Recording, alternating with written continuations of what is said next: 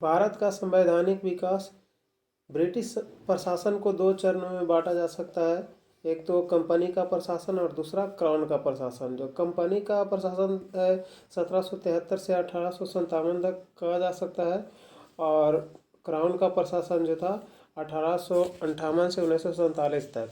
वैसे तो 31 दिसंबर 1600 ईस्वी को ही ब्रिटिश क्राउन द्वारा ईस्ट इंडिया कंपनी को पूर्वी देशों खास करके भारत में व्यापार करने का एक अधिकार क्वीन चार्टर द्वारा 15 वर्षों के लिए दिया गया था, जिसे रॉयल ऑर्डर। मगर प्लासी की लड़ाई तक ईस्ट इंडिया कंपनी अपना प्रभाव जमाने में काफ़ी हद तक सफल रही। अधिकारियों द्वारा भ्रष्टाचार की सीमा बढ़ने लगी। 1772 के आसपास ईस्ट इंडिया कंपनी एक बड़ा फाइनेंशियल क्राइसिस में फंस गई और मदद मांगने के लिए east India company British crown के पास जब गई, 1 मिलियन पाउंड देकर के उसने ब्रिटिश क्राउन ने मदद भी किया। मगर करप्शन लेवल की जानकारी का भंडाफोड़ के कारण ईस्ट इंडिया कंपनी के वित्तीय कार्यों का नियमन एवं नियंत्रण, कंट्रोल और रेगुलेशन का फैसला जो है ब्रिटिश पार्लियामेंट ने लिया, जिसके बाद रेगुलेटिंग एक्ट्स का दौर शुरू हुआ। ईस्ट इंडिया कंपनी की लागत पूंजी जो थी 30,133 पाउंड थी, और जिसमें से लगभग 217 पार्टनर्स थे। ईस्ट इंडिया कंपनी एडमिनिस्ट्रेशन का काम निदेशक मंडल जो बोर्ड ऑफ डायरेक्टर्स द्वारा संपादित होते थे, और ये बोर्ड ऑफ डायरेक्टर्स काउंसिल था कितने मेंबर्स का, तो 26 मेंबर्स का, जो लंदन में था।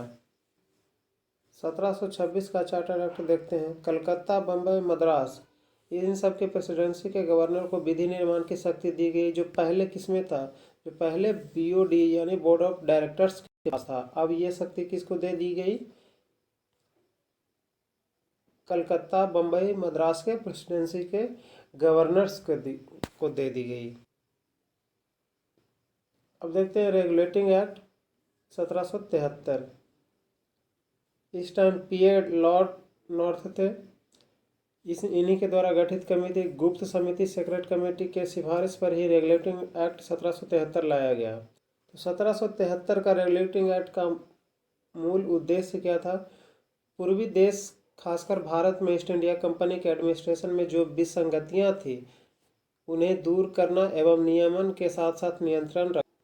अब देखते हैं कि 1773 का रेगुलेटिंग एक्ट जो था उसके प्रोविजंस क्या क्या थे, उसके उपबंध क्या थे।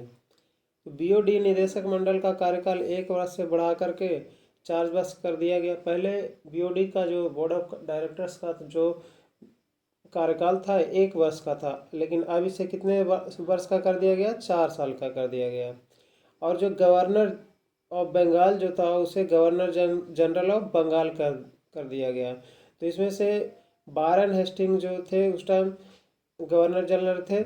बोलेगा कि लास्ट गवर्नर कौन होंगे बंगाल के, तो ये वारेन हेस्टिंग्स, और फर्स्ट भी गवर्नर जनरल ऑफ बंगाल भी कौन होंगे, ये वारेन हेस्टिंग्स होंगे। और उनके साथ 4 मेंबर्स का एग्जीक्यूटिव काउंसिल का भी प्रोविज़न किया गया। जनरल ऑफ बंगाल जो होगा हेड होगा, और ये इसके भी गवर्नर्स होंगे मद्रास के और बम्बई के, लेकिन इसके governors governor general of Madras नहीं कहलाएंगे, बल्कि गवर्नर ऑफ मद्रास कहलाएंगे, और ये गवर्नर ऑफ बॉम्बे कहलाएंगे। पहले तीनों प्रांतों को गवर्नर स्वतंत्र थे, मगर अब इन्हें बंगाल के अधीन कर दिया गया। कह सकते हैं कि मर्ज कर दिया गया या केंद्रीकरण, या कह सकते हैं कि ये सेंट्रलाइजेशन प्रोसेस शुरू हो गया कि मेन पावर किसके पास आ गया, गवर्नर जनरल ऑफ बंगाल को। गवर्नर जनरल को अब दोनों शक्ति दे दी गई, सैनिक मतलब मिलिट्री शक्ति और असैनिक सिविल पावर्स भी दे दी गई। गवर्नर जनरल ऑफ बंगाल के साथ जो 4 मेंबर ऑफ एग्जीक्यूटिव काउंसिल थे उन्हीं को डिसीजन लेना होता था, और किस बेसिस पे, तो ये मेजोरिटी के बेसिस पे। और मेजोरिटी का मतलब कैसा कि देखो 4 तो मेंबर ऑफ एग्जीक्यूटिव काउंसिल थे, और ये 5वां गवर्नर जनरल ऑफ बंगाल थे। तो इसमें से कोई 3/5 अगर 3 एक डिसीजन को लेकर के एक मत है तो वो डिसीजन ही पारित होगा। फिलिप फ्रांसिस, क्लेवरिंग, मॉनसून और बरवेल, ये चारों थे member of executive council of governor general of Bengal के। कलकत्ता में सुप्रीम कोर्ट स्थापित करने का उपबंध जो 1773 में ही किया गया इसका प्रावधान, और स्थापित कब हुआ? 1774 में। इसके मुख्य न्यायाधीश पहले कौन थे? एलिजा एम्पे और 3 अन्य न्यायाधीश भी थे, जिनमें से चैम्बर्स, लेमेस्टर और हाइड, ये तीनों अन्य जज थे। और ये मुख्य न्यायाधीश कौन थे? Elijah Aamby.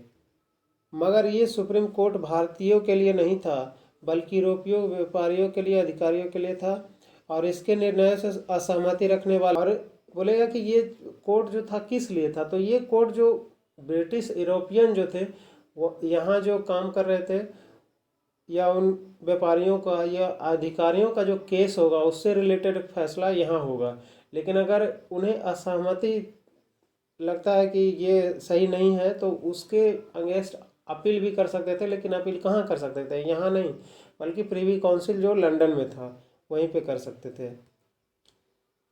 East India company के यूरोपियन सर्वेंट्स एम्प्लॉय जो थे, निजी व्यापार करने पर प्रतिबंध लगाया गया। अगर कोई करना भी चाहता है तो उसे लाइसेंस लेना जरूरी कर दिया गया। किसी भी भारतीय से ईस्ट इंडिया कंपनी के कर्मचारी को गिफ्ट लेना, रिश्वत लेना सख्त रूप से प्रतिबंधित कर दिया गया। मतलब रिश्वत, उपहार या किसी भी तरह का जो ईस्ट इंडिया कंपनी के कर्मचारी थे उसको, इसका देखते हैं कि एग्जाम्पल है कि रॉबर्ट क्लाइव जब इंग्लैंड गया तो वो अपने साथ बहुत ज़्यादा धन ले गया था, जिसे देखकर लोग वहाँ उसके चोर, सुदखोर, घूसखोर, गिफ्ट लेने वाला बोलकर चिढ़ाते थे। फ्रस्ट्रेटेड होकर उसने गलाने से अफीम खा करके हत्या कर लिया था।